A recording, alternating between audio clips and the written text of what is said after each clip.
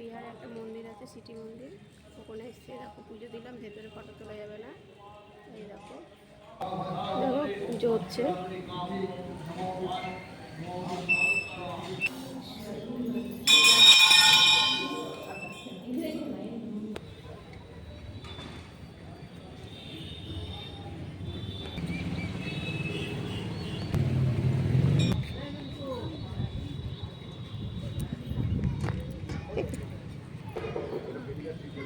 দেখো বন্ধুরা, এখানে নদী আছে, নদী মানে গঙ্গা।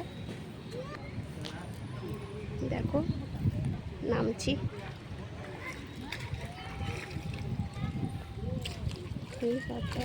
নামতেই পারবো না।